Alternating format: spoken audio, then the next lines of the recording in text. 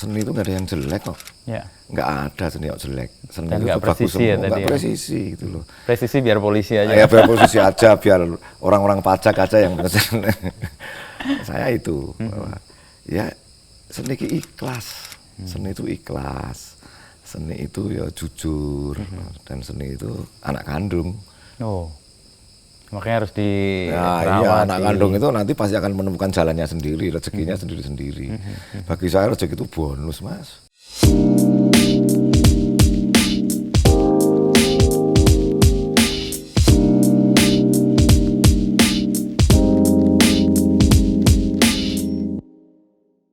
Ini tempat apa nih, Mas? Ini ya cuman tempat untuk ngobrol-ngobrol, Wes. tempat-tempat berkesenian kalau ada yang pada datang. Aha. Di sini tempatnya. Ya. Ini di utara nih. Biasanya ngobrol-ngobrol orang-orang kan di selatan ya. Nah, itu makanya justru harus ada yang utara. Oh. Memberi warna Ya, pada keutaraan Jogja. keutaraan Jogja biasanya orang kan di selatan. Dan itu kayak ada garis ya antara kayak imajiner ya. Garis imajiner. Cah lor, cah kidul, utara selatan. Apa itu yang membedakan Cahlor dan Cah Kidul dulu dalam perjalanan, Mas? Garisnya itu kan rel sepur, rel kereta api. Kalau menurut saya ya karena banyak seniman banyak di selatan, teman-teman yang budayaan banyak di selatan, yang utara itu kan orang-orang terpelajar. Ya, ini mengodak aduk gitu ya. Iya. Pemisahan Itu imajiner itu ya di utara karena ada UGM, di selatan banyak teman-teman seniman, isi tradisi, teman-teman tradisi juga banyak di selatan. Mereka mengaktifasi kawasannya menjadi identik dengan Ya, kelompoknya ya. Ya, tapi juga itu mungkin kulturnya juga gitu, karena daerah selatan memang base-nya seniman-seniman selatan. Kalau utara kan dianggap orang-orang terpelajar. Ini kayak outlier ya, pengecualian berarti. Oh. Ruang seni untuk orang-orang di utara. Iya, ini banyak di sini banyak sekali teman-teman tari, teman-teman ketoprak, teman-teman sampai yang teman-teman silat. Oh iya, di sini. Banyak di sini juga. Lalu ke Mas Krisna, saya manggilnya Encik Krisna atau? Mau Krisna, mau Encik silahkan, karena Encik itu kalau secara legal Wesa lehal. itu Krisna, tapi karena memang saya dipanggil Encik, ya udah sejak kecil saya dipanggil Encik. Apa penyebab dipanggil Encik itu? Dipanggil Encik ketika saya masih kecil itu kan kurus, Oh ya? kecil, kayak katanya konon kayak orang Arab. Oh, kok Encik malah? Iya, malah Encik itu karena orang daerah Solo dan sekitarnya itu Arab. Oh, oke. Gitu. Karena Bukan Cina ya Encik? Bukan, itu bukan Cina. Itu dipanggil dari kecil terus ke bawah. Kebawa sampai sekarang. Encik Krisna. Encik Krisna gitu.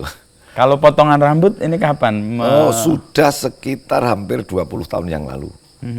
Karena rambut saya itu kribo kayak beringin kurung itu. Terus ya dimaksimalkan kayak itu paling maksimalnya gini. Dan malah jadi ciri ya? Ya, itu menjadi ciri saya. Ya perawatannya juga susah sih, tapi ya tidak apa-apa. Tapi kan itu kayak itu cermin dengan apa genre musik yang digemari. Reggae, ya reggae. Itu identik situ. dengan pemberontakan segala macam lah. Tapi saya tuh nggak pernah memberontak. Apa kemarin konser? Cerita nih Suara Serak. Kemarin konser di Solo gede banget kayaknya. Konser apa, Mas? Konser tunggal Negeri Palsu. Oke. Konser Negeri Palsu itu kebetulan saya meluncurkan single Negeri Palsu Ndasmu. Nah, itu terus terang itu. Tapi sebetulnya ada juga sebelum itu saya bikin lagi Negeri Keparat. Negeri Keparat yang itu saya bikin memang ada kelanjutannya dari itu, melihat memotret suasana sekarang. Itu ada asu-asuan, itu kan itu berturut-turut. Itu kebetulan saya single-single gitu. Oke. Jadi kayak berkelanjutan ya. Tapi kegandrungan atau kepekaan atau masuknya Mas Krisna atau Mas Encik ke musik itu awal mulanya gimana sampai sekarang digandrungi sampai demikian gitu ya? Oh ya, itu sebetulnya kayak terjerumus, Mas. Kok karena bisa? Ya, saya itu kan sebetulnya orang yang suka musik. Saya tidak belajar musik, tapi saya seneng dengan musik. Akhirnya ketika saya bisa bermain musik itu, awal yang saya saya menjadi pede itu ketika saya bisa membuat lagu. Oh, oke. Awal SMP saya sudah bisa bikin lagu karena mungkin lingkungan saya lingkungan kesenian. Akhirnya itu, dan saya sekolah juga nggak pinter-pinter banget, selalu ranking bawah. Bodoh banget saya, sekolah itu lah beres. Akhirnya ya itu saya, ini mungkin ini jalur saya di musik. Sampai sekarang udah puluhan tahun. Tapi musik bagi saya itu hanya seneng-seneng sebetulnya, nggak punya, sampai sekarang pun nggak punya ekspektasi apa, seneng-seneng wae. Bahwa itu melepas dari energi saya, melepaskan emosi saya itu ya di musik. Saya aplikasikan di musik gitu. Cuman itu, jadi nggak ada pengen piye-piye, nggak. Tapi menemukan kesenangannya itu di musik, atau ada kesedihan dan kesusahannya juga? Jangan dibilang sedih ya. Kalau bagi saya sedih itu artistik ya. Kesedihan itu artistik. Karena banyak lagu saya yang ketika saya memang terpuruk, gelisah, sedih, itu saya bisa menulis lagu kadang-kadang. Itu munculkan kesenangan. Munculkan kesenangan itu. Baik itu lagu yang orang minta atau saya bikin sendiri untuk diri saya, untuk kegembiraan aja. Dan itu berhasil membuat kesedihan yang mungkin dipandang sebagai sesuatu yang nggak nyaman jadi artistik gitu. Ya, saya mengelola itu, mencoba untuk itu kita ungkapkan. Jadi persoalan orang mau suka atau tidak suka itu saya nggak penting kok, karena saya punya prinsip kesenian itu nggak presisi bagi saya. Seni itu ya udah, kalau kamu mau kejujuranmu kayak apa, kejujuran saya seperti ini, orang nggak suka ya tidak masalah. Yang terpenting bagi saya bahwa saya sendiri puas. Itu yang kalau orang Jawa itu, saya tidak bentoyong, tidak bentoyongnya ya, tidak terlalu berharap terlalu banyak, bahwa kalau saya pengen seperti ini ya udah lakukan aja seperti ini. Begitu intinya, seperti itu. Nggak bentoyong, jadi itu malah yang menyelamatkan banyak hal ya akhirnya. Iya, ya gimana wong ya, perjalanan hidup saya sudah terbiasa seperti ini. Jadi ya memang saya sekolah itu kan hanya prinsip dari orang tua saya, kamu harus sekolah minimal sampai sarjana. Itu bentuk pengabdian saya ke orang tua. Pesannya itu pokoknya, kamu itu sekolah bukan untuk cari kerja, biar pinter. Pinter itu kan banyak sekali toh tafsirannya ya. Nah, padahal saya juga nggak pinter sekolah. Yang penting lulus gitu, itu pengabdian, dan tahu situasi. Karena prinsip saya bahwa orang pinter itu harus punya kecerdasan sosial. Kalau nggak punya kecerdasan sosial ya ngapain? Ya, sekarang situasinya kayak gini. Apa kecerdasan sosial yang dibayangkan? Ya bisa hidup sesuai dengan apa yang kita harapkan aja. Jangan dipikir kecerdasan sosial itu buat kaya, itu enggak. Ya selamat. Selaman selumun selamat gitu loh, saya itu selamat. Ojo kriminal, jangan kriminal, jangan banyak perkara, punya perkara, itu yang penting aman. Itu bagian dari kecerdasan sosial. Bagi saya itu bagian dari kecerdasan sosial.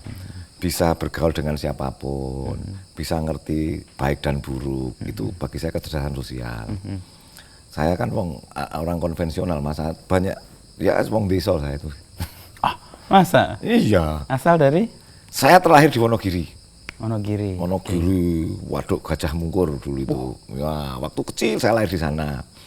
Terus baru pindah ke Jogja ketika kita tergusur oleh waduk itu. Oh, awal mulanya? Awal mulanya itu. Tahun berapa tuh, Mas? Sekitar 77, 78, 79. Awal-awal Orde Baru. Orde Baru. Ya. Itu saya masih kecil sekali. Masih imut-imut. Tergusur, masih innocent. Pindah ke Jogja. Sekeluarga? Enggak, keluarga bergeser. Anak-anaknya kan dari 7 bersaudara itu, kita harus keinginan orang tua itu kan, kamu harus di Jogja sekolah. Jadi kebetulan juga kami juga punya rumah di Jogja. Akhirnya kami anak-anak itu kumpul di situ semua. Orang tua di daerah. Tetap ya. Tetap itu. Karena bapak saya masih jadi pegawai di Wonogiri. Jadi saya pindah ke sini. Untuk sekolah? Untuk sekolah, harus sekolah. Yang dari 7 bersaudara itu yang genah ya 6, yang 1 enggak. Tapi kan tujuan orang tua untuk menyekolahkan dan lulus itu kan tercapai. Sudah tercapai, itu saya sudah bangga. Jadi itulah, di level itu saya sudah cukup bangga. nggak apa-apa, orang tua juga sudah kamu udah sarjana udah selesai. Bagi beliau seperti itu. Iya. Dan punya kecerdasan sosial juga. Wah, ternyata, punya kecerdasan itu perspektif saya aja. Ilmu Jawa itu kan yang penting kowe selamat. Ya, itu. Tapi kan kuliahnya Mas Krisna kan hukum ya atau? Iya, hukum. Hukum. Saya sarjana hukum. Lalu lebih banyak menggeluti berkesenian di musik. Ya. Nah. Kalau itu ya itu sejak saya bekerja di musik sejak SMA. Di Jogja. Benar-benar juga? bekerja profesional. Apa itu? Waktu itu era-era zamannya kafe-kafe muncul. Di Jogja. Di Jogja muncul itu saya kerja reguler di situ. Jadi untuk saya tidak menafikan orang tua, tidak. Saya tetap dibiayai orang tua, tapi itu untuk biaya Jajan lah. ya biaya jajan itu saya bisa, dari itu saya bisa hidup dan pede.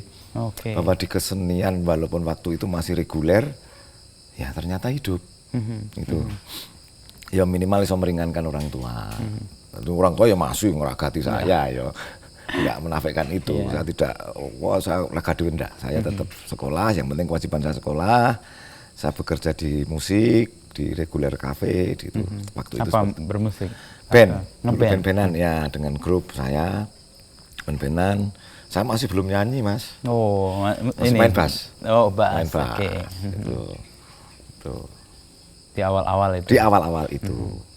Terus ketika kuliah berlanjut atau Nah, ketika kuliah berlanjut masih terus, saya sekitar hampir 15 tahun reguler. 15 tahun lebih baru memutuskan untuk membuat karya secara waktu itu di major label waktu itu awalnya, terus keluar, terus indie label sampai sekarang. Label, istilahnya indie label. ya, ya.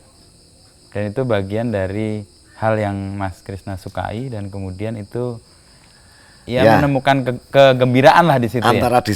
disukai, kepepet, dan kutukan. Karena Gimana menafsirkannya aja nih? Jadi ya mungkin saya sudah dikutuk untuk di sini. Dan saya memang seneng gitu, karena nggak mungkin masa jadi dokter, sarjana hukum aja nggak kepake, gitu loh. Pernah sih kerja waktu itu karena saya disuruh menikah. Saya harus disuruh menikah.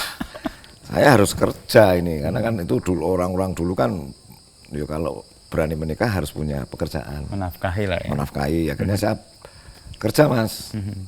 Kerja jadi warehouse, penjaga gudang, tapi tiap malam masih kerja di kafe gitu. Karena itu kegembiraan ya, untuk calon mertua itu biar saya udah kerja di mana itu kan, itu di kan, warehouse ya.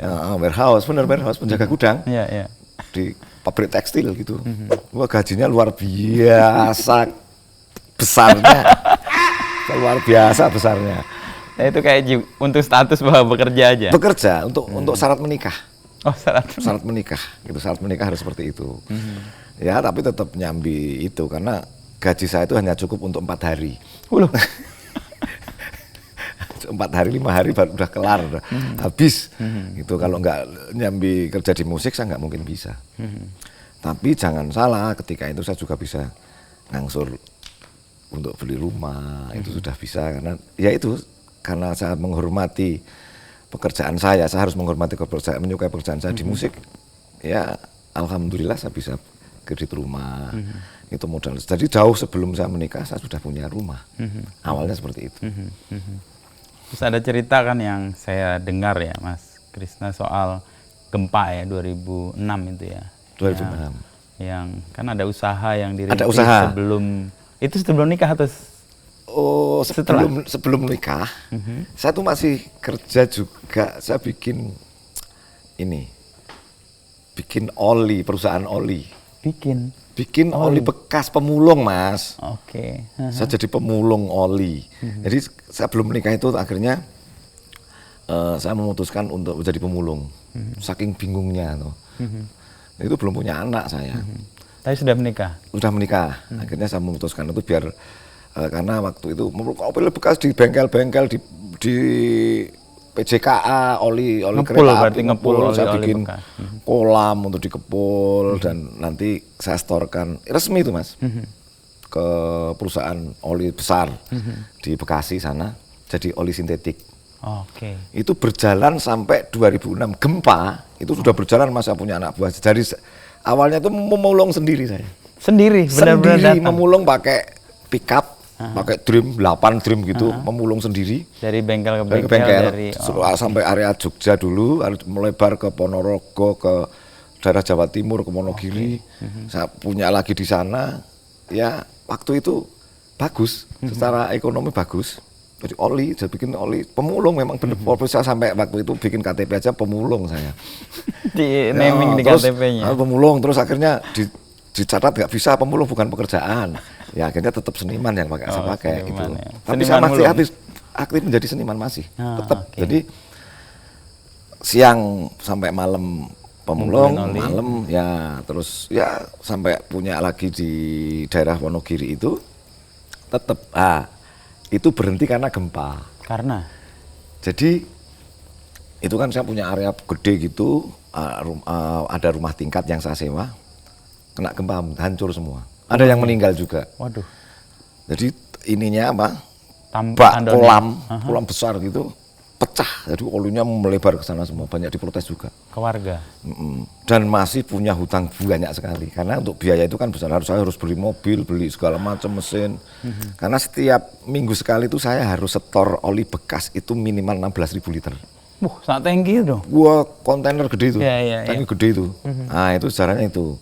Akhirnya terus, ini mungkin semesta tidak merestui saya untuk bisnis, karena itu memang agak menyerempet-nyerempet bahaya. Aparat banyak mendekatin saya bahwa nanti, ini pasti bikin oli palsu. Padahal sama sekali enggak. Justru saya punya surat AMDAL Untuk mengumpulkan oli itu bagus, karena tidak mencemarkan lingkungan. Diolah Saya tampung, lagi kan? diolah lagi jadi oli sintetik. Sintetik, ya. Nah, oli sintetik itu nanti akan keluar residu, Mas. Nah, itu saya distribusikan untuk pembakaran gamping. Oh, residunya. Residunya itu. Oke. Itu dari pabrik di Bekasi sana itu gratis, Mas. Nah, untungnya saya di situ. Oh, oke. Gratis. Itu malah men-solve problem sampah ya. Saya bisa alirkan ke daerah Gunung Kidul untuk pembakaran genting, untuk pembakaran gamping. Itu sebetulnya kalau dipikir saya sudah ikut Men-solve melestarikan problem lingkungan itu. ya, melestarikan lingkungan. Udah sustainability sejak iya, dulu iya. itu. Tapi kan juga ya itu karena gempa itu saya hancur. Akhirnya saya tuh memutuskan untuk saya kembali harus serius ke musik. Nah, awalnya dari situ. Terus saya sempat ke Jakarta itu. Ya. Nah, itu sudah punya anak satu. Oke. Tapi proses untuk kemudian menyelesaikan persoalan yang sangat serius pasti kan dari perusahaan oli tadi, terus gempa dan itu dikomplain warga, terus habis itu kayak bangkrut kan akhirnya. Bangkrut. Nah, itu gimana? Musik. Kembali lagi musik. Kebetulan single saya waktu itu lumayan jadi cat 5. Bisa menutup hutang-hutang saya. Itu ya puji Tuhan. Ya, Akhirnya bisu proses dari situ, terus akhirnya saya memutuskan untuk udah saya bermusik aja. Itu ceritanya gitu. Jadi aslinya ya antara kepepet, Kutukan. Atau ya, jalannya begini nih. Jalanin aja, ya namanya hidup tau, nggak bisa kan kita itu harus kita punya outline, cita-citanya harus ini enggak, sama sekali enggak. Gitu. Di perjalanan lika-liku. Ya lika-liku, saya tuh nggak seperti garisan liku sini liku sana, sampai urusan domestik juga hancur-hancuran. Karena masalah ekonomi juga kan itu kan waktu itu saya harus bercerai. Karena oli ya bangkrut, Mas. Bangkrut sekali. Bangkrut sekali. Kalau dikonversi sekarang ya lumayan lah. Iya. Ya kebayang 16.000 liter per minggu. Per minggu. Gede. Gede. Dan itu kan barter, setor ke Bekasi, Dapat nanti bawa residu langsung saya distribusi ke itu kan ya biaya keamanan, Mas, biaya kawalan. Aparat itu ya pasti. Bocor di situ semua ya. Iya, itu. Tapi secara revenue bagus. Bagus ya. Meskipun lika-likunya gitu. Terus kemudian kembali ke musik. Kembali ke musik serius. Sampai sekarang saya harus serius ke musik. Ya bikin ilustrasi, bikin lagu, terus juga menyelipkan karya-karya sendiri untuk kesenangan saya pribadi gitu. Dan proses untuk kemudian ketemu sampai di titik yakin bahwa musik adalah jalan yang ditunjukkan untuk Ya. dilalui itu di titik mana, Mas? Di titik tahun 2011. 2011. Itu saya mendirikan komunitas kesenian, tadi dari baik perupa, pertunjukan. Saya mendirikan yang namanya Folk Mataraman Institute itu. Folk Mataraman Institute. Itu saya jadi rektor. Bas. Saya direktur Di abal-abal. institut itu ya. Ya, itu ketika era-era pasca ini ada medsos awal itu. Iya, iya, benar. Nah, itu saya bisa mendevelop banyak orang, bisa bermain-main di situ. Saya akhirnya bisa hidup dengan musik di lingkungan teman-teman perupa untuk pameran. Itulah yang menjadi hidup. Oke. Nah, itu bisa untuk membiayai kehidupan saya sehari-hari. Itu awalnya itu. Jadi bukan mengkapitalisasi sih, cuman kita mencoba untuk saling bersinergi di situ. Mari kita ngomong, karena Jogja memang banyak seni budaya. Itu saya bisa lumayan eksis lah di situ. Ya, 2011 itu ya. 2011 sampai sekarang. Itu membuat singgungan Mas Ence atau Mas Krisna dengan para perupa itu di Ya, situ banyak. saya banyak hidup di situ. Teman-teman pameran kita support, mereka juga support saya. Misalnya, yuk aku bikin karya, yuk support. Itu kan yang namanya arisan seni itu loh. Oh, saya istilahkan arisan seni dengan teman-teman seniman yang lain, baik seniman tradisi, seniman visual dan segala macam, teman pertunjukan itu. Bikin-bikin kayak gitu. Ya, ya. Pernah juga dulu awal-awal bikin kayak rekam bergerak. Kita bikin musik dengan di luar, dengan ambient di luar kayak apa. Bagus enggak, atau ketika kita membuat karya nanti ada kebocoran-bocoran suara itu justru itu lebih bagi saya lebih natural. Enggak kayak plastik gitu loh. Itu ceritanya gitu. Sampai sekarang akhirnya ya tetap terus bermusik. Kalau Mas Krisna menyebut tadi kan ada persinggungan dengan perupa ya, seniman, dan itu kan kayak jadi saling support ya. Kayak arisan gitu kan. Arisan. Ini kan kayak semangat sanggar yang lama banget itu hidup ya. Ini hidup dan di Jogja itu real ya benernya. Sangat real, karena di Jogja itu memang ada toleransinya, ada konflik, tapi ketika itu konflik itu malah seneng saya, karena itu akan muncul estetika baru. Menurut saya ada estetika baru ketika aku nggak gini, aku pengennya gini nggak apa-apa. Kita pahami aja nanti munculnya kayak apa. Nah, bagi saya itu estetika baru. Dinyek, dijelek-jelekin. Itu lumrah banget kan? Lumrah banget, dibully, nggak apa-apa. Itu kan, ya saya pikirnya gini, kemampuanku segini, literasiku segini, munculku seperti ini. Dikritik nggak apa-apa. Saya masih meyakini itu bahwa justru kritikan, cemoohan itu malah nggak apa-apa. Karena nanti pasti akan muncul estetika baru dari situ. Karena ya, apalagi dengan teman-teman perupa itu kan mereka ya kritis-kritis orangnya. Pasti. Dengan orang-orang itu kan mereka kritis-kritis, dengan teman-teman pertunjukan itu juga kritis-kritis. Ya itu justru benturan-benturan itu memunculkan sesuatu yang baru bagi saya. Dan mentalitas itu kayaknya buat orang di Jogja itu ada yang bisa bertahan dan kalau bikin yang nggak bertahan juga banyak yang akhirnya sakit hati atau mutung, stres. Karena kan kembali lagi kan nanti kan orang-orang itu kan masih banyak orang ya bahwa keberhasilan itu kan berpundi-pundi. Bagi saya bukan itu. Masalah orang punya pundi-pundi itu kan itu masalah keberuntungan bagi saya. Tapi karya itu saya hargai sekali, apapun karya itu. Karena saya berprinsip bahwa seni itu nggak ada yang jelek kok. Nggak ada seni yang jelek. Seni dan itu bagus semua, ya, nggak presisi gitu loh. Presisi biar polisi aja. Ya biar polisi aja, biar orang-orang pajak aja yang saya itu. Bahwa, ya seni itu ikhlas. Seni itu ikhlas. Seni itu ya jujur. Dan seni itu anak kandung. Makanya harus dirawat. Iya, anak kandung itu nanti pasti akan menemukan jalannya sendiri, rezekinya sendiri-sendiri. Bagi saya rezeki itu bonus, Mas. Yang utama adalah karyanya. Karya, apapun karyanya silahkan Anda berkarya. Gitu. Dulu waktu di Folk Mataram itu teman-teman visual ngajarin gambar, orang yang nggak suka gambar diajarin gambar, bahwa semua gambar itu pasti bagus kok. Diajarin nyanyi, kita bikin recording, ayo nyanyi yuk, siapa nggak biasa nyanyi biar seneng, minimal didengerin di keluarganya sendiri. Itu kan menurut saya itu bagus gitu, untuk memotivasi orang untuk mau berkarya. Nah, di tengah perjalanan yang panjang ya Mas Krisna itu punya situasi yang berliku-liku dan kadang-kadang nggak sesuai dengan harapan, tadi merencanakan sesuatu gagal, terus kayak bangkrut di tengah jalan dan itu merubah banyak hal gitu ya. Apa yang bisa dipelajari dari perjalanan yang panjang berliku dan sebenarnya banyak nggak mengenakan, tapi Mas Krisna kayaknya slow-slow aja nih, santai aja. Saya tuh punya prinsip gini Mas, orang yang sudah jatuh di lantai ini ya, nggak mungkin dia ngeduk-ngeduk gini untuk jatuh lagi, nggak mungkin. Itu prinsip saya seperti itu. Ya udah apa adanya aja. Bahwa apa yang kita lakukan, kita ikhtiarkan, belum semesta belum memberi, itu ya enggak apa-apa, jalanin terus saja.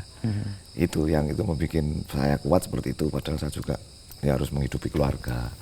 Dan yo terbukti ya saya aman-aman baik Mas. Saya ya bisa hidup, merasa saya sudah cukup layak. Jadi itulah yang membuat saya selalu berprinsip untuk tadi bilang saya harus mengelola mahma dalam diri saya, harus elan vital yang saya ini harus terus ada. Karena ketika elan vital atau mahma saya itu enggak ada, ya sudah selesai bagi saya itu. Saya selalu berkumpul, berinteraksi dengan teman-teman itu. Rumah saya juga sering, hampir setiap malam orang datang, saya juga keluar segala macam itu kan ya. Saya butuh interaksi. Itu bagi saya sudah memberi kepuasan pada saya. Jadi kalau dikait-kaitan itu ya kayak wah, makanan rohani lah. Makanan rohani itu. Itu yang terus membangkitkan atau memelihara api elan vital itu. Para apinya itu harus terus gitu. Ya terus berjuang lah gitu kan. Karena perjuangan itu ya nggak akan selesai toh Mas. Nek finish ki rampung udah, kalau udah selesai enggak boleh. Apapun harus terus dilakukan. Begitu. Tapi dari semua yang tadi dijalani, terutama yang di kesenian kan, Jogja kan kayak punya apa ya, daya pikat tersendiri untuk terus berjuang di sini. Tapi kan sisi-sisi negatifnya juga banyak sebenarnya. Banyak banget Mas. Tapi kalau kita bicarakan yang negatif nanti kita malah nggak semangat. Ya, saya beruntung hidup di Jogja, saya sangat beruntung.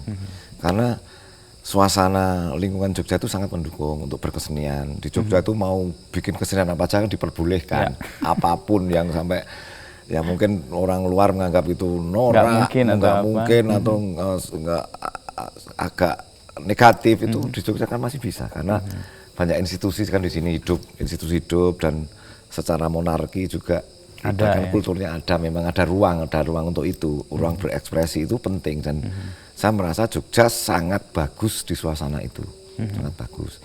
Jangan ngomong industri dulu ya. Jangan ngomong industri saya nggak bisa komentar. Kali ini kan itu bonus aja kan. Bonus aja. Akhirnya ya. Kalau dikatakan kalau kamu banyak orang, kalau kamu pengen jadi musisi ya jangan di Jogja, di Jakarta. Ya itu silahkan. Nah, ruang ini bagi saya tuh Jogja itu ruang haru. Ruang haru. Sangat ruang haru karena banyak keharuan di situ. Haru kan tidak harus sedih tuh. Iya. Seneng juga bisa terharu. Betul. Nah itu bagi saya ini Jogja itu ruang haru, dan komunitas di Jogja itu sangat mendukung bagi saya. Saya sangat mencintai suasana itu. Dari berbagai generasi saya pikir nyambung, ya? Masih terus kok. Anak-anak Jogja yang masih muda-muda juga masih baik, bisa menghormati itu, dan banyak hal yang muncul, ide-ide yang muncul itu kan bagus bagi saya. Aman lah nih Jogja. Tapi kalau di sisi yang lain ya, di Jogja itu kan kadang-kadang melenakan tuh. Tadi ruang haru ya. Kan nggak tahu ini kritik orang terhadap kehidupan di Jogja yang slow dan orang nggak sakmadyo. Itu kan untuk orang kota atau orang yang biasa hidup di Jakarta ini benar nih hidup kayak gini. Nah, terkait dengan itu gimana Mas Kris? Ya. Nah, mindset orang kan ada pembebasan itu nggak masalah ya. Memang di sini makan Rp5.000 aja masih sudah kenyang di sini. Yaitu ya kalau itu sudah cukup kan, persoalan cukup atau tidak itu tergantung orangnya kan. Betul. Kalau dari pandangan orang luar ya memang ya kepenaan, dan makanya kan jangan terlalu kalau pengen menjadi kaya ya jangan di Jogja. Dan bisa bayangin Mas, setiap tahun orang Jogja datang sini sekolah, 4 tahun 5 tahun pergi, habis itu rindu Jogja. Betul. Nah orang-orang Jogja asli kan juga butuh butuh sesuatu untuk bisa mengakomodir itu menjadi sesuatu yang baik kan. Nah itu kan ya perspektif orang yang sudah keluar itu kan kok bisa rindu Jogja ya, tapi di rindu Jogja mungkin nggak maju ya. Ya silakan, saya akan menikmati Jogja sebagaimana mesti saya. Gitu. Ambience-nya seperti itu. Orang sekarang vibe-nya gitu. Jangan vibe-nya gitu. Vibe-nya Jogja gitu. Alon-alon. Oh, sesuk gampang gitu. Besok harus ini gampang sesuk dipikir. Gitu. Sini kan budaya ngopi, wedangan, ngeteh, ngobrol di angkringan itu masih sudah nyangkruk itu sangat gitu. Sangat sering dilakukan oleh teman-teman itu. Ngerasani gibah. Itu energi. Iya. Ora teko dirasani, ngrasani tapi itu teko ngrasani. Ngrasani, engko dicemooh itu asik gitu. Sing ora kuat ya enggak kuat ya meletas gitu. Itu kan tapi yang kuat malah terbentuk di situ ya. Nah, seperti di ruangan ini kan juga kita optimalkan menjadi ruang diskusi, ruang rasa diskusi, ngobrol lah, ruang gibah. Akhirnya muncul ide-ide, apa ya kita apa lakukan, yang besok apa yang kita lakukan, aku pengen ini ya, itu kan tergantung nanti kita saling support. Nah itu loh yang saya maksud arisan seni itu tuh, di Jogja ya? Itu bisa. Aku butuh ini yang orangnya yang expert di ini, udah kita ajak, pasti mau kok. Itu arisan seni. Dan rata ngomong, nggak pernah ngomong budgetku piro, nyaris enggak. Dan terwujud. Nah di Jogja itu sukanya di situ, iklimnya bagus. Di situ. Ada contoh real nggak Mas yang bisa aku bayangin gitu, misalnya sesuatu. Gini contoh real ya, saya dulu konser, pernah konser mau menampilkan lagu-lagu saya. Tahun 2014, saya nyaris dulu tiap tahun konser. Awalnya 2014 saya tuh harus konser. Konsernya judulnya Ayo Lawan. Itu saya konser di konser hall.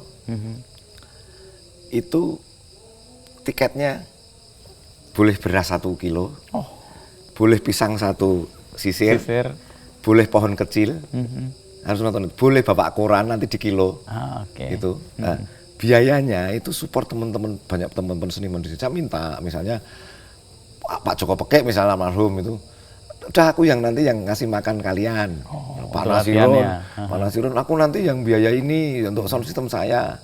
Terwujud Mas, dan kerjasama dengan Dinas Kehutanan, penonton dikasih bibit tumbuhan untuk ditanam di masing-masing rumah. Itu ada yang bawa ketela, itu dikonversikan menjadi tiket. Karena saya sebetulnya orang yang tidak sepakat tontonan itu gratis. Iya. Saya tidak sepakat bahwa karena kalau digratiskan nanti apresiasinya jadi kurang Mas. Ditinggal keluar rokokan misalnya lihat pertunjukan, tapi kalau juga hilang ya, entah itu berapa tiketnya, Rp1.000 atau Rp10.000 sampai sekian ratus ribu, bagi saya itu harus diapresiasi untuk pelaku seninya sendiri. Jangan dibiasakan untuk mereka gratisan gitu. Nah itu mulai itu habis itu ya itu saya selalu gitu. Gerakan hijau segala macam itu harus sentimen itu. Terus ya harus ditiketin. Itu contoh-contoh yang sampai sekarang saya misalnya konser pun itu masih disupport. Arisan teman-teman arisan tadi. Aku punya nasi bungkus 50 misalnya. Aku punya ini, punya itu, teman-teman soal juga, udah kamu bayar tenaga aja, soalnya dipakai. Ya, itu menyenangkan. Sangat menyenangkan. Jadi nggak usah pakai spek-spek yang hebat-hebat itu bagi saya enggak. Ya penting tapi adanya ini ya kita optimalkan. Itu. Jadi semangat saling support. Saling support dan itu Mas, ada kegembiraan yang luar biasa loh. Proses itu yang sangat mengembirakan. Saya tempo hari kalau latihan itu di studio ya minjem ke temen atau memang kalau studio resmi itu ya gitu biasanya support mereka. Udah santai aja dipakai gitu. Nah, itu kegembiraan itu pasti muncul dalam proses itu. Orang no kesedihan rumah. Walaupun esok jatuh debet iki gue buat ini nggak ada ini. nih. Nah, ini jatuh pilot ini. Ya tapi alhamdulillah ada aja yang support. Itu menyenangkan sekali.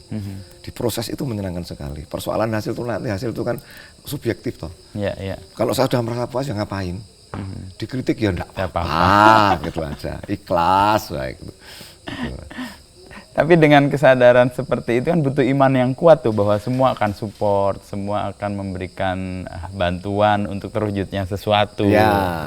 Ya kadang memang kita punya skala prioritas ya. Aku butuh semene, tapi akhirnya di tengah itu nggak apa-apa. Tapi kadang-kadang bisa melebihi loh Mas, jangan salah. Dan rata-rata apa yang saya harapkan itu sesuai. Nggak tahu yang tapi saya perilaku saya sampai sekarang seperti itu. Itu pasti banyak teman-teman yang nyupport. Karena mungkin yo mesake ya nggak tahu ya. Kalau kasihan lah itu kalau istilah Jawa kayak kere punjen apa. Kere punjen itu wis kere banget misalnya gitu. Ya enggak apa-apa, itu saya lakukan terus. Saat kok orangnya enggak saya merasa punya kelebihan, saya enggak gampang tersinggung orangnya. Dinya ya ora apa-apa, diledekin ya enggak apa-apa gitu. Itu yang buat bertahan di Jogja. Bertahan di situ itu. Seru ya. Kalau saya kan wah aku targetku semene saya sombong gitu ya, itu malah saya mah lucu. Ini bukan Krisna Ance ini. Krisna ya. Wisnu ya. Krisna sama Wisnu kan satu garis. Nah, satu garis kita titisannya mereka. Nah tadi Mas Cek kan nyebut bahwa Jogja itu arisan seni itu kuat banget. Dan ini kan yang membuat juga ekosistem di sini tumbuh. Ekosistem bagus. Ya, sekarang kalau ada, kayak ini hari ini kan Arjok nih. Arjok ya. Bulan ini. Kan kelihatan arisannya tuh terwujud tuh. Di semua tempat sampai rumah-rumah pribadi pun dibuat galeri. Jogja itu kalau ngomong dunia visual ya. Itu luar biasa. Puluhan Mas, puluhan. Dan undangan pameran tuh berapa biji sehari. Dan itu luar biasa, kehidupannya bagus banget itu. Entah itu dapat nilai ekonomi atau tidak, itu bagi mereka itu ada semangat di situ bahwa ini perayaan. Perayaannya di bulan-bulan ini, dan itu luar biasa, semua turun dari sekian ribu perupa lah katakan, dan itu juga teman-teman pertunjukan juga bisa terlibat untuk membuka pameran, untuk hiburan. Nah itu luar biasa. Dan saya tadi ngomong ya, saya tuh sampai hidup di situ. Di luar ini perayaan seni rupa Arjok dan sebagainya ini, karena hampir setiap minggu ada pameran. Dan itu butuh kolaborasi dari baik itu teman-teman tari, teman-teman musik. Itu jangan salah loh Mas, tidak semuanya mereka memberi secara finansial ya mungkin dikasih karya lukisan kecil, ini buat kamu, untuk menghargai, itu sudah luar biasa itu. Merangsang untuk orang selalu berkegiatan. Itu bagusnya di Jogja itu. Dan nggak melulu, kalau saya lihat tuh transaksional gitu ya. Jadi nggak kayak jual beli, nggak transaksional. Dan nggak dihitung sebagai kayak apa ya, investasi juga. Investasi atau balas budi. Enggak. Karena lulus aja ya artinya ya. Nah, makanya sekarang kalau misalnya di Jogja itu ada pertunjukan atau ada pameran, pasti berbondong-bondong. Dia harus absen muka. Oh kayak itu datang, temanku itu datang. Nah itu nanti mereka kadang-kadang ya nyatet sana. Oke, kalau manten itu ya. Manten itu kan, dia sekian ribu, dia teman sekian ribu. Kalau mantenan kan di desa kan gitu. Kalau di sini asal datang guyup itu penting. Suasana guyup itu memang ya alhamdulillah sampai sekarang guyup. Teman-teman guyup. Persoalan friksi, ada persoalan dengan beda itu kan urusan mereka. Tapi secara komunal, walaupun kadang-kadang saya nggak suka dengan sampean ya, misalnya Anda podor seni sama semen, ya kita datang. Itu tabungan sosial yang harus kita jaga, itu pagar sosial yang harus kita jaga. Kalau masalah orang nggak suka si A si B itu ya manusiawi bagi saya, dan biasa sekali. Dan nggak semua orang juga perlu menyukai juga. Enggak semua orang harus suka sama kita kan, kayak malaikat aja. Tapi kalau soal musik ya, kan tadi nyebut reggae dan pengalaman Mas Ence ini kan banyak ke lapangan dan di jalanan lah ya. Jalanan di komunitas. Di komunitas, dimanapun komunitas. Apa yang membuat itu menjadi kayak kebutuhan ya Mas Ence untuk selalu datang ke komunitas, merawat itukah atau untuk kepentingan apa di lagu-lagu yang dibuat? Gini Mas, karena kan komunitas itu banyak, di Indonesia itu banyak. Di Jogja saja banyak ya. Mereka kadang-kadang mengundang itu hanya ya memang untuk kebutuhannya, satu hal mungkin untuk menghibur. Kedua untuk saling diskusi, untuk kayak workshop segala macam. Itu yang saya lakukan sejak dulu waktu awal kuliah sampai sekarang itu. Kayak misalnya ke daerah Ngawi, ke daerah Mojokerto, di luar itu, atau di Jogja sendiri, atau di beberapa di Magelang segala macam. Itu karena kan mereka kan banyak kantong-kantong seni. Ya. Butuh untuk mengerti sejauh mana kegiatan teman-teman seniman di Jogja. Itu yang menjadi edik bagi saya. Edik ya. Edik bener. Diajak ke sana kemari gitu. Ya itu tadi spirit itu yang akhirnya terjaga sampai saat ini, yang mungkin dilakukan oleh teman-teman kayak senior Mas Jabu. Awalnya kan juga gitu. Ya, ya. Mereka orang-orang yang tidak berpikir bahwa aku pengen kaya, pengen ngetop itu loh. Itu ya nothing tulus Jauh saja lah. dari Nothing pikiran tulus sudah. mereka. Adanya apa, misalnya saya, Mas Encik, pentas ya di atas genteng, kalau memang saya harus siap.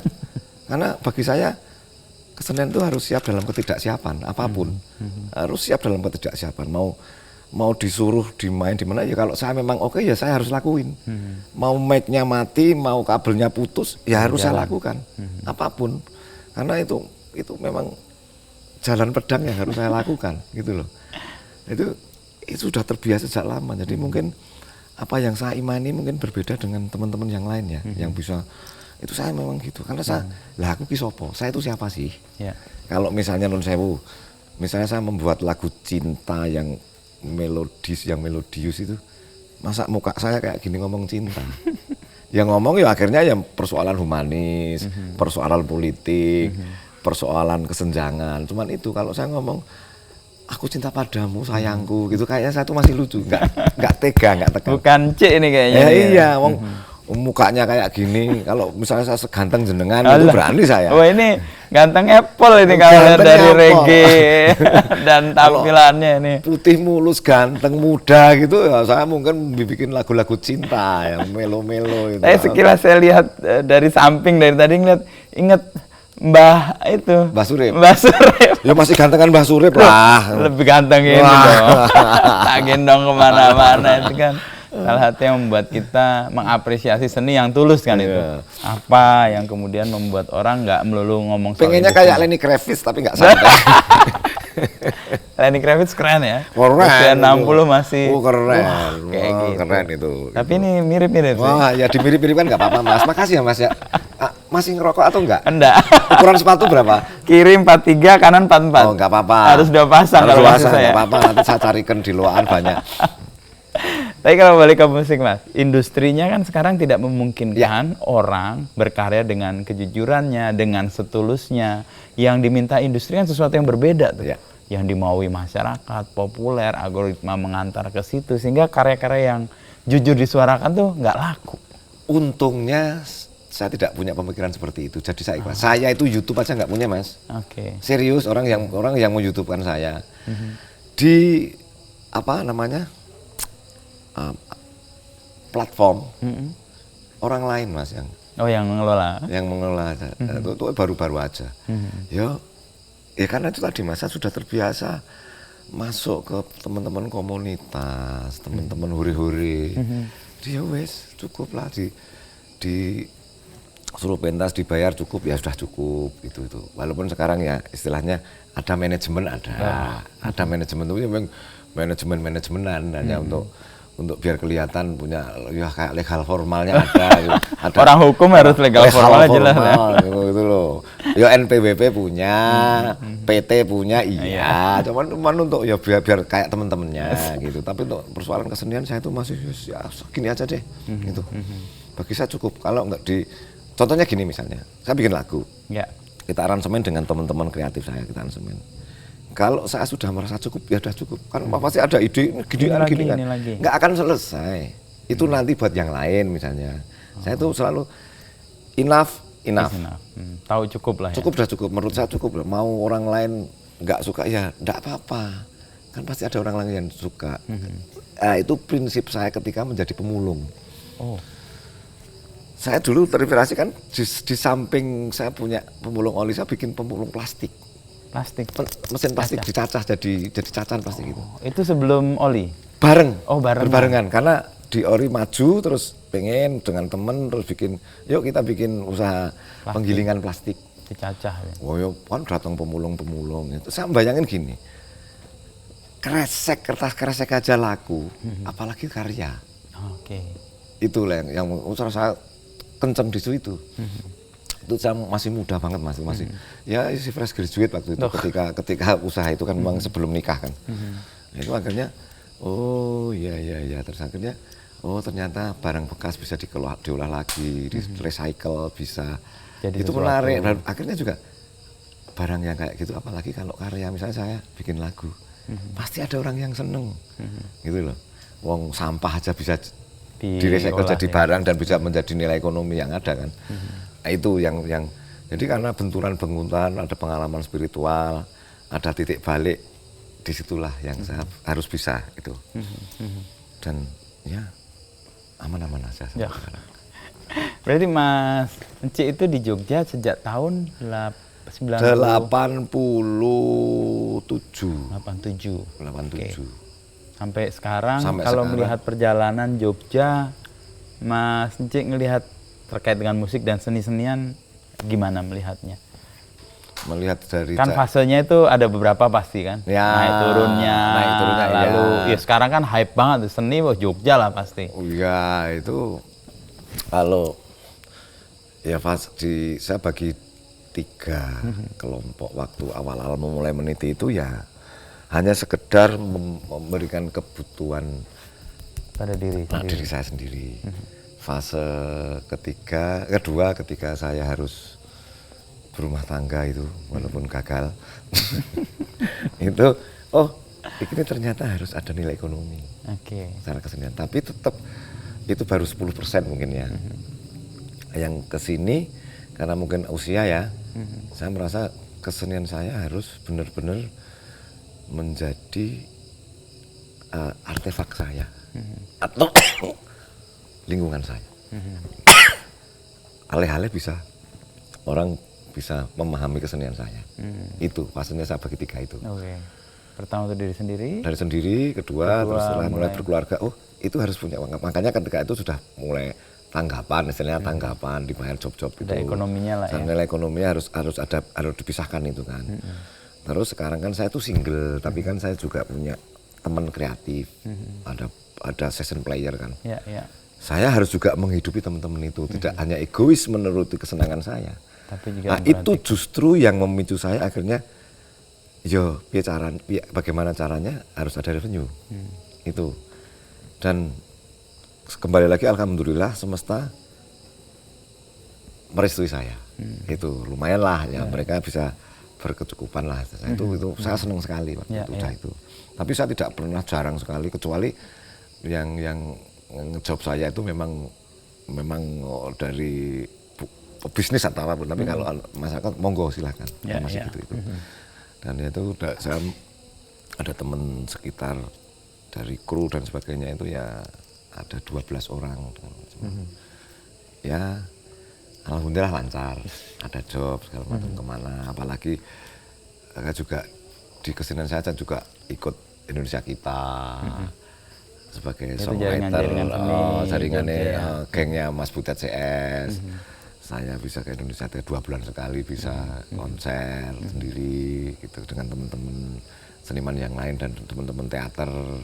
Teman itu ya cukuplah untuk menghidupi diri saya sendiri. Dan kemarin kan sempat di pemilu 2024. Ya itu ya kan lumayan. Celeng-degleng gitu. Diajak ke, walaupun saya itu orangnya apolitis loh. Apolitis? Iya sebetulnya, saya cuma sebelah aja lihat orang-orang itu. Tapi karena secara emosional saya dekat dengan Mas Ganjar ya, saya bantu itu, ya lumayan bisa. Kenal lama dengan Mas Ganjar? Sejak kuliah. Mas Ganjar UGM kan? UGM. Saya dulu memang sudah bermusik dan bisa dekat dengan teman-teman pecinta alam. Saya justru base-nya di UGM. Saya Atma Jaya. Saya Atma Jaya, tapi base-nya di UGM. Karena teman-teman ada teman band yang namanya Sastro Muni dulu itu di situ. Terus akhirnya kenal dengan teman-teman UGM, teman isi. Akhirnya lah saya tumbuh bersama dengan mereka. Salah satunya ada Mas Ganjar itu. Ya kan pecinta alam itu, kan fisiknya bagus itu. Orang itu sampai bagus. Sekarang kayaknya. Fisiknya bagus. Tempo hari diajak sepedaan saya nggak sanggup saya. Ngelepeh orang jauh. Seangkatan deh, seumuran? atas saya. Oh, di atas itu. Di atas saya. Berarti sama Pak Anies juga ya, Anies Baswedan. Tapi nggak kenal baik saya. Itu orang-orang hebat. Ya, itu orang-orang pinter itu. Cerdas-cerdas semua itu orang-orang itu. Nah itu sempat dikatakan berafiliasi dengan politik. Ada mau cerita ada sponsor yang harusnya menghentikan saya karena saya dianggap berafiliasi, ada kontrak dihentikan karena saya berafiliasi politik. Ya sudah, enggak apa-apa, diterima aja. Akhirnya bisa membantu beliau ya sekuat saya, semampu saya gitu. Ya berkat lagu Celeng Degleng itu kan itu sebenarnya representasi dari saya sangat mengagumi Pak Joko Pekik. Almarhum. Ya. Almarhum itu tahun 98 kan era Celeng Degleng itu kan, berburu celeng itu kan menjadi luar biasa. Lomo Sindu tuh yang waktu itu. Terus ditulis Lomo Sindu. Dari saya baca itu, melihat lukisannya Pak Pekik, saya minta izin sama beliau-beliau, ini coba tak bikinkan lagu ya. Wow, dipersilahkan. Oleh Pak Joko Pekik dan Lomo Sindu. Nah, dari itu ngerjekeni, lagu itu ngerjekeni.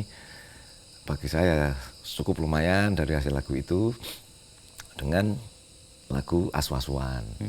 Aswaswan ya tetap ya nyerempet ngeritik lah. Itu seperti itu saya seneng itu. Bagi saya itu untuk saya itu monumental bagi saya. Lagu Celeng Degleng itu sama Aswaswan. Aswaswan itu monumental bagi saya. Yang laku itu baru yang laku cuma bikin negeri keparat itu biasa-biasa, cuma untuk demo-demo.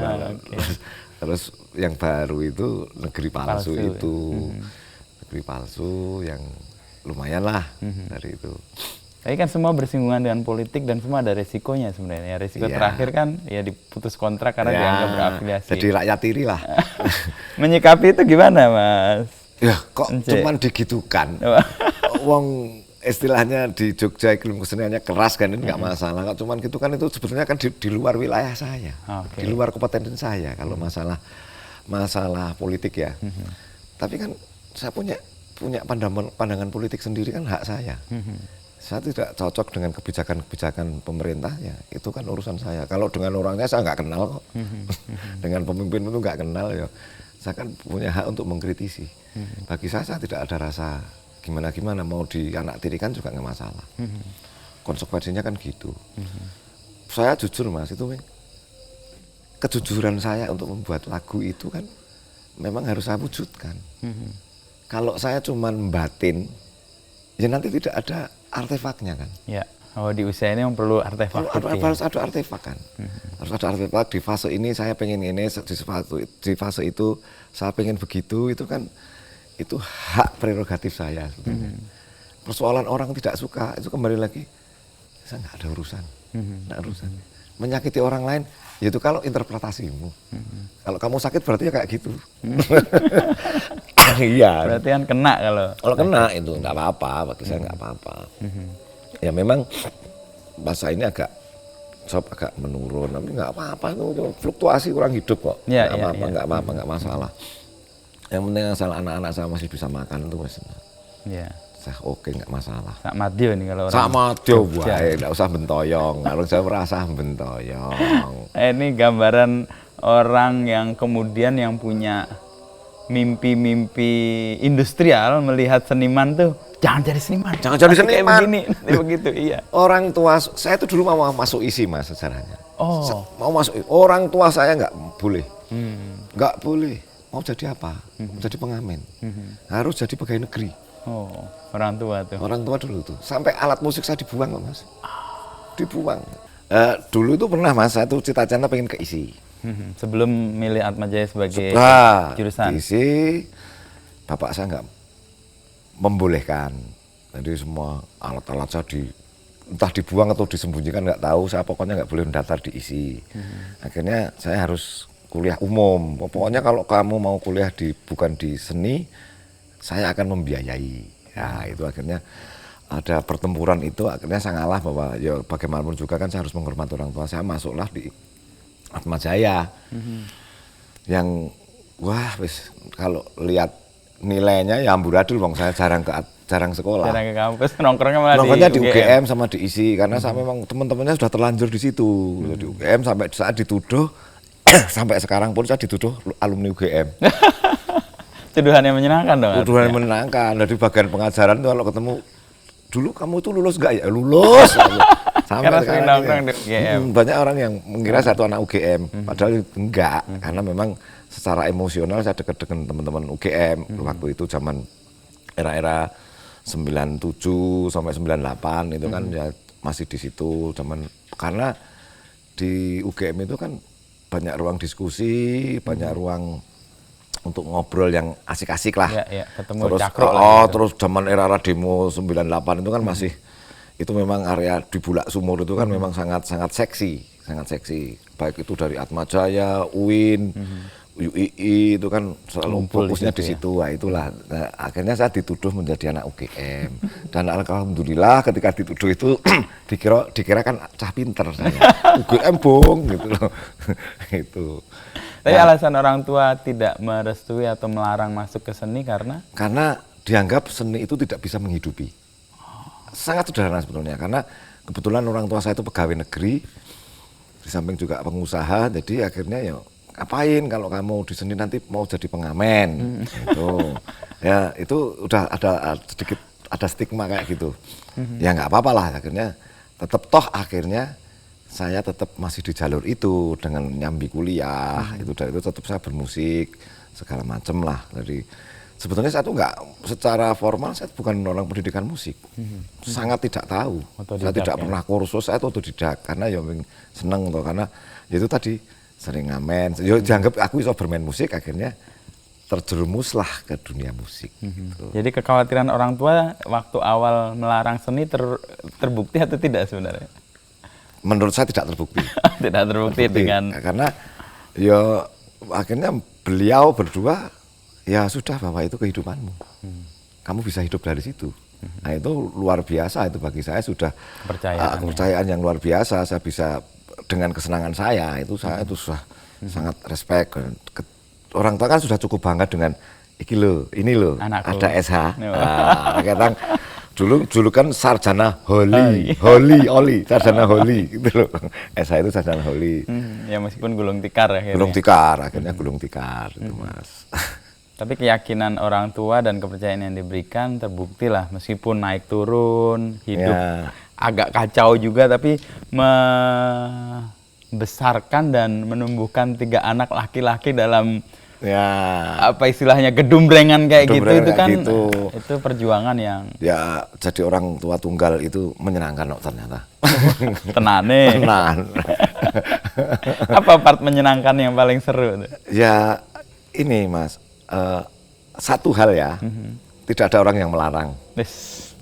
Dan anak cowok semua lagi? Cowok-cowok semua, dan saya anggap bahwa anak laki-laki itu lebih agak ada kebebasan. Ya, mereka biarlah bertumbuh sesuai dengan karakternya. Saya membebaskan itu, dan saya orang yang cenderung sangat bebas dengan anak laki-laki.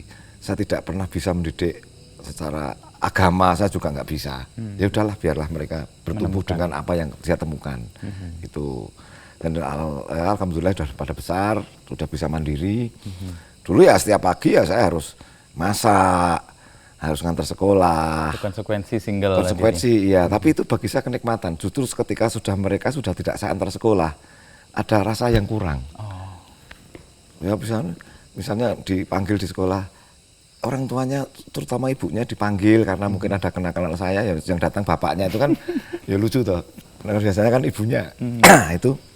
Itu menarik juga bagi saya. Dan nikmat bisa tiap pagi bangun pagi, walaupun saya seringnya tidurnya subuh, pagi harus ada responsibility untuk anak, itu aku harus saya buktikan. Dan ya walaupun lancar atau tidak lancar, saya anggap itu lancar. Bisa gitu sampai sekarang. Anak saya yang 2 sudah lulus sekolah, sudah kuliah. Itu bagi saya sudah itu puji syukur yang luar biasa. Dan swasta kabeh, Mas, swasta semua anak saya itu. Tapi kan Mas Encik punya keyakinan tuh kalau sekolah itu untuk urip ya tadi enggak. sekolah itu hanya untuk pintar. Oke, sekolah itu hanya pintar. Untuk pintar. Jangan sekolah itu untuk kerja. Nah, untuk menjadi pintar aja. Tuh. Dan dengan tanggungan 3 anak cowok ya, dengan anak hidup cowok. di seni yang Ya, up and down itu ya, tapi terlaksana kan ya. Ya, itu sudah anugerah Mas, sudah bersyukur saya. Nggak ada keluhan saya untuk pengen gitu-gitu enggak. Udah cukup, bagi saya udah cukup. Dan Jogja mewadahi itu semua lah ya. Ya, iklimnya mewadahi itu semua. Persinggungan artistik saya bilang. Persinggungan artistik yang harus kita kembangkan. Konflik itu malah artistik. Ya. Artistik. Kesedihan tadi juga artistik. Kegelisahan itu artistik.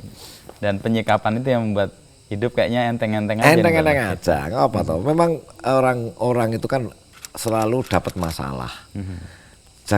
Jangan anggap masalah itu menjadi hambatan. Bagi saya cuma itu. Masalah itu justru harus menjadi titik balik untuk lebih maju. Ya, persis ketika masalah oli itu terjadi, itu jadi titik balik kan akhirnya menyadari bahwa kayaknya bisnis itu nggak jadi jalan yang. Ya, ini mungkin bukan jalan pedangnya. saya. Nah, itu kan perlu perenungan toh. Oh ternyata nggak harus seperti ini saya. Walaupun sebetulnya itu prospektif, saya nggak prospektif, tapi oh kayaknya enggak ini, kayaknya enggak. Karena diingatkan dengan alam, bencana alam tadi itu, akhirnya oh enggak, ternyata enggak ini, itu. Karena yo hasil itu kan ukurannya kan kepuasan kita aja. Kalau kita sudah merasa cukup, ya sudah. Begitu, Mas. Karena saya sudah ngerasa cukup juga, ya sudah ini. Cukup ya? Cukup.